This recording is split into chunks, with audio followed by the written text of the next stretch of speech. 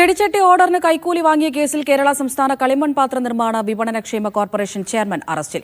CITU സംസ്ഥാന committee അംഗം കൂടിയായ കുട്ടമണി KN ആണ് തൃശൂർ വിജിലൻസിന്റെ പിടിയിലായത്. തൃശൂർ ചിറ്റിശ്ശേരിയിലെ കളിമൺ പാത്ര നിർമ്മാണ യൂണിറ്റ് ഉടമയോടാണ് കമ്മീഷൻ ആവശ്യപ്പെട്ടത്. തൃശൂർ വടക്കേ സ്റ്റാൻഡിലെ ഇന്ത്യൻ കോഫി ഹൌസിൽ വെച്ച് കൈപ്പറ്റുന്നതിനിടെയാണ് ഇയാൾ പിടിയിലായത്. നിതിൻ സേവ്യർ കൊച്ചിയിൽ നിന്ന് ചേരുന്നുണ്ട്. നിതിൻ, വിവരങ്ങൾ.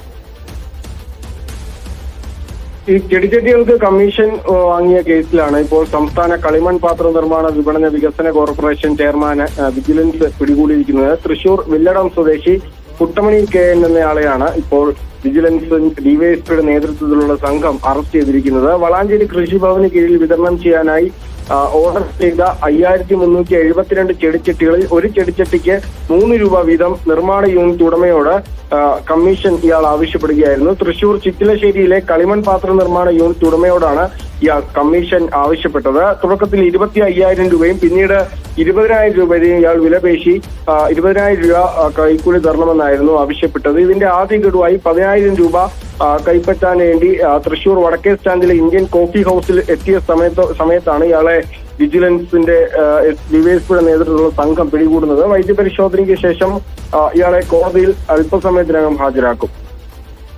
ശരി നിതിൻ.